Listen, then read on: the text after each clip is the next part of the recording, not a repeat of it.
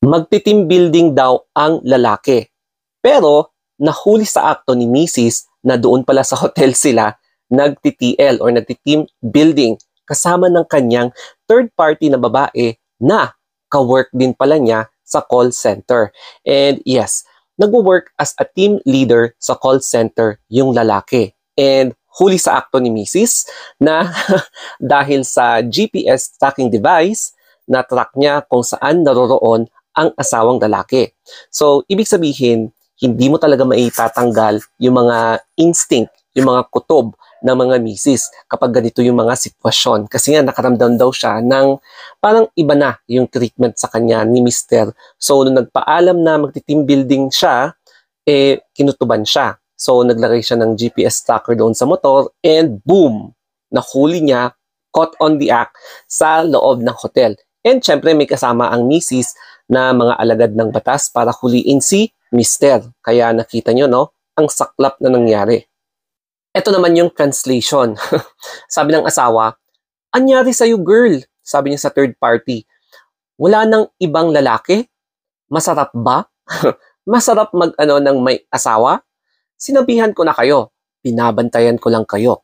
Yan yung translation. Kaya panoorin natin ang buong eksena. Nakay pinanang nampak. Nakay pinanang nampak. Hindi ko namukuan sa bana. Ka? Kabatay mo? Nakuan ka? Kay bana? Ano day ka day? Ano na yung laki day? Ano na yung laki?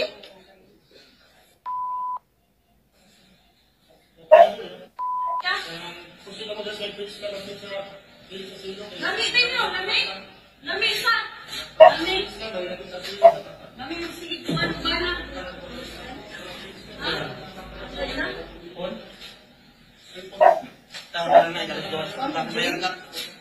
siya? Maka-okay ka na rin dyan. Sorry. Yan, tamo. Tignan, tamo. Pagpapayan na tamo. Tamo yung pagpapayan.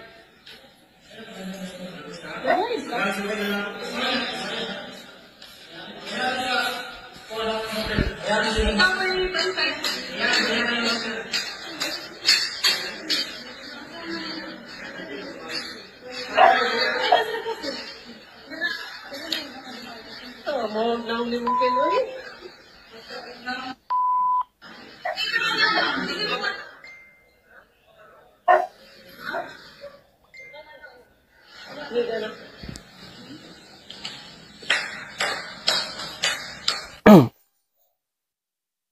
Kaya ang ending, sa presinto na lang sila nagkaharap-harap lahat at nagkahulihan. Dito na i-explain kung ano yung dapat na i-explain, pero mafe-feel mo talaga yung sakit tapos yung galit sa puso ng naagrabyadong si Mrs. dahil natuklasan nga niya na niloloko siya ng kanyang asawa. Ayon sa Sunstar Bacolod, sabi dito, a team leader of a call center company in Cebu City was caught by his wife who was with her female colleague in the team inside a motel in Gorordo Avenue, Barangay Careta, Cebu City on Tuesday at 9 a.m. August 29, 2023. Before the incident, a man, 27 years old, is said to have posted a status on his social media with the term team building.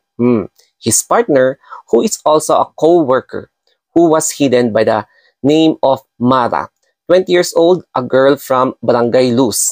Ayan. So, talagang kinutuban talaga ng malakas itong asawang ito and boom!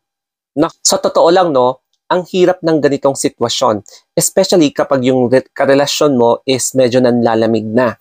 Although risky yung ginawa ng babae na maglagay ng GPS tracking device sa motor o kaya sa bag ng kanyang asawa papunta sa work, meron din namang kaakibat na benefits such as mamamonitor niya, matatrack niya kung saan nga ba pupunta yung kanyang karelasyon. And yun nga, tumama ang kanyang kutob sa kanyang natuklasan. So, siguro, matagal nang minanman-manan ng misis na ito ang kanyang mister bago pa niya isagawa ang kanyang oplan. O, di ba?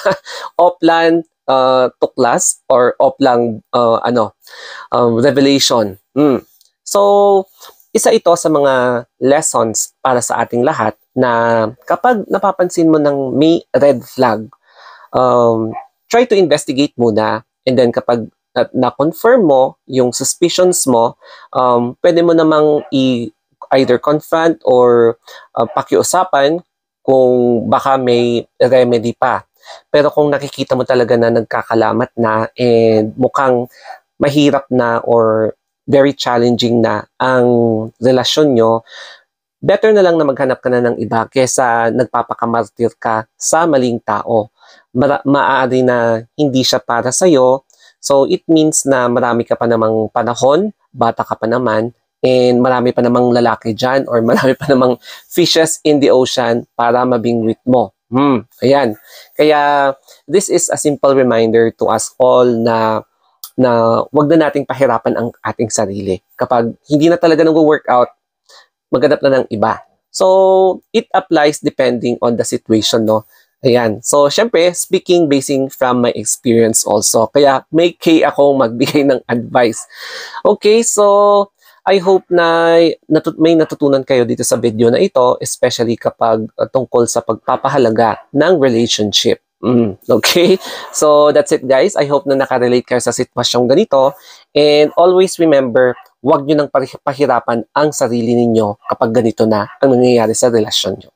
Okay? So, thank you for watching. I hope na may nakarelate dito. Okay? So, mwah! Love yourself before others.